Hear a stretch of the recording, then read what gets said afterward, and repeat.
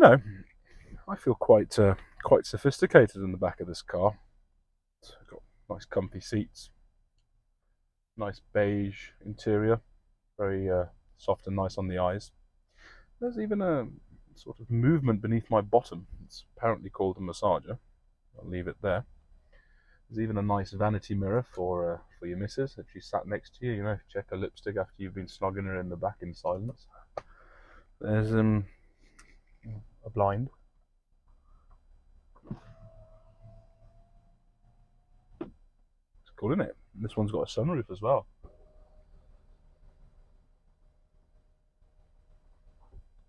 And a rear blind.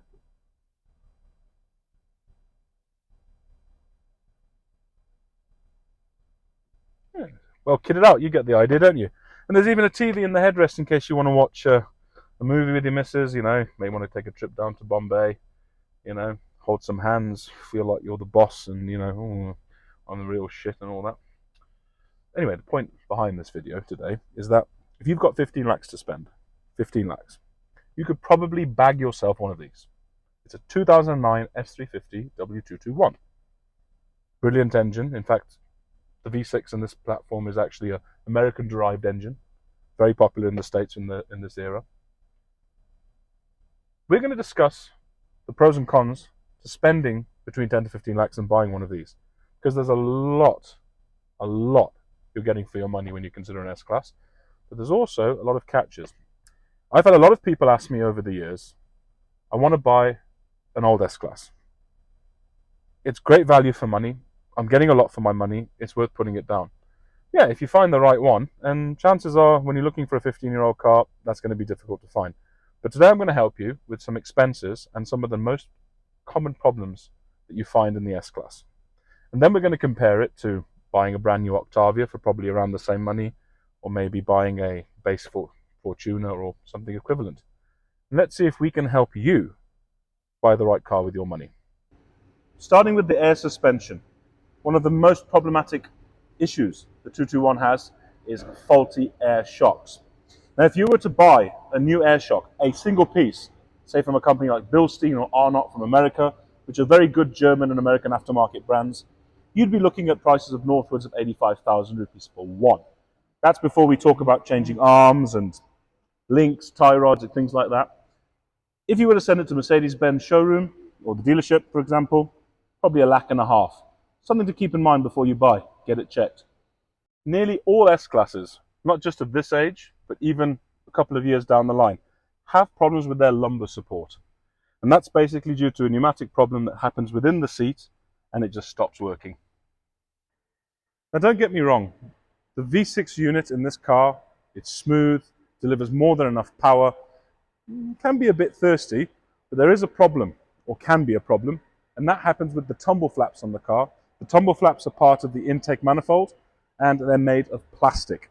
It's something that Mercedes rectified in 2013, and of course, things started to go there from diesels. Now it's going to more smaller engines, so these big displacement engines are soon going to become history. But if they break, you're going to get an engine check light, and you're looking at an expense of about 80 grand. Not too good. The features on this car are spectacular, and we'll get into that when we talk about the good things. But some of the things people miss, other than the electronical aspect of the car, which we're going to go into, are these small buttons here which control the seat, the lever to open the door. Within time, these get, well, just completely knackered, and you end up having a lot of loose play. In this car, it's not too bad because it hasn't done too many kilometers and it's been very sparingly used. But in a majority of cars, we see a lot of this. When we look at the AC vents here as well, you'll actually start to see corrosion that comes from people just dabbing it like that. So it's a Mercedes. A lot of people mistake these sorts of cars for being strong and, you know, take on India. It's not a Force Gurkha. You need to be gentle. Okay, now starting with the good things about the car. There's a lot of car for your money. And being a Mercedes, it's always going to be roomy, classy, comfortable, and certainly going to set the right image if you're looking to impress the odd. Well, let's leave it there, depending on what you wish to impress. The feature lists are insane. Not just from a driver's point of view, because the chances are if you're going to buy one of these, you may want to be chauffeur driven. But if your chauffeur's a bit of an idiot, no problem. There's night vision. You're not going to see that on every single car, I tell you that. Now, for those of you that are spending your time in the back of this car, good choice. There is so much to do if you get bored. So, for comfort, you've got your cup holders here for you and your missus. In this car, you've actually got a fridge in the back, so you take your glasses out and pour a bit of champagne, maybe a few strawberries, who knows what might happen. Then you've got your massage features, your lumbar support, keeps you all nice and loose. You've got your blinds, you've got your sunroof in the back. Can't open it, it's just the blind, but it's quite nice and bright when you do. And as we mentioned before, you've got your sunshade, your mirror here. TV in the front to watch all your favorite movies. Command control. The air conditioning in this car is actually pretty good. Most of the cars that you come across these days, they don't have the ACs on the pillar, or at least for this era they don't. Blows really well. It's on, I don't know, out of a setting of 5, it's on 3 right now, and I'm pretty chilled in here. So yeah, overall, it's a really, really nice place to be, and I think this is probably one of the biggest reasons you'd want to buy one of these cars. Okay, so let's talk about some numbers, okay? Let's assume you want to buy one of these. You've got 15 lakhs ready to spend, 12 lakhs, 10 lakhs, depending on the deal you get. The first things you're looking for, as I said, are the suspension components, because they're the most expensive. Making sure the interiors work nicely. If you're one of those who can do without the lumbar support or the massage function, then that's your choice. But in honesty, the electricals need to be checked properly. Something we do here for customers is an appraisal. So if you bring the car to us, for an amount of 6,000 rupees, we will check the entire car for you, give you a digitalized report, which is from our computer scanning, a complete 24 visual inspection, which is what we do. Takes us about half a day, but it could save you a lot of money. Let's say you buy a car that's in good condition. What are the running costs? What's it going to cost you? What's it going to cost you in general? So, starting with a service, we would charge you approximately 25,000 to 30,000 rupees, including taxes for a full service on this car, which would include all your filters, that's your oil, your air, your AC, and your fuel filter if it's a diesel. If it's a petrol, it wouldn't have a fuel filter in this case. Brake pads and brake discs, you're probably looking at an expense of about 30 to 40,000 bucks for the entire brake pad set. If you had discs on with it, you're looking at approximately 60 to 70,000 rupees with taxes and labor to replace all the discs. Batteries, you could get a good battery for about 16, 17,000 from one of the local guys, Exide, Amarong. They're okay. They're not always the best. You do have to look at the actual loadings and the sort of power that these batteries take. Just getting a DIN 100 or a DIN 80 isn't enough. The voltage under crank is what you're looking for, and you'll always find that in the local batteries, they're not really designed for cars like this, but you can get away with it. Otherwise, Varta with the correct loadings is what you want. A good Varta battery, 25, 30,000 bucks, depending on where you buy it and who you buy it from. Other than that, if you need to replace your suspension, as I mentioned earlier in the video, you're looking at about 85,000 bucks per shock.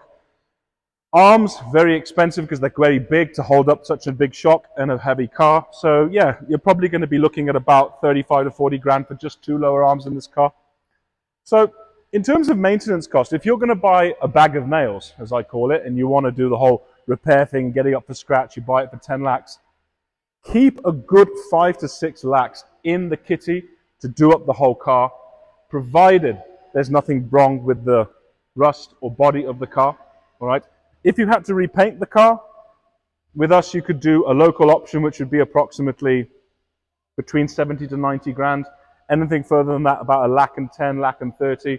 You can start climbing there, getting Standox, clear coat, Dupont paint. You know, the sky's the limit, honestly. There's many options. So in terms of your yearly budget for this car, let's say you've got the car sorted out, you've done a one-time investment of, you know, keeping the car on the road. I would say 60,000 rupees for the entire year is what you would need to keep this car happily on the road, after considering that you've shown it to your local garage and you've got everything sorted out. So, what do you do? Should you go ahead and buy one? Should you consider one? Should you shortlist one? I think at the end of the day, if I had the decision The question I would ask myself is this going to be my first car or is it going to be my second car? If this was to be my daily car, use it every day, go to work, doing about 20, 30 kilometers a day, you're probably safe. If you're thinking about a 14 to 15-year-old car, if you're ready to shell that sort of money on getting it to scratch, it will last you a long time. For those of you that are trying to use it for a first car and thinking that you can get away with doing a little bit of minimalistic repairs here and there and dragging it on, not going to work. It's always going to be an irritation. However, if you want to get it done right and use it as a first car, the Benz might be a good option. But more than that, I would still say to you all, it's a good second car to have. It's a good car to take to the hotel, to the business meeting, to impress somebody, to be comfortable, to feel like, you want to go out and for an outing one day, and you're willing to shell a good 10, 12 grand on fuel to go for a big trip and come back. Then this is the car for you. If you have any questions, if I might have missed something out that you think as an owner would have been relevant for this video, please let me know in the comments below. Like, share, and subscribe to our channel, and thank you for tuning in. I'll see you all next time.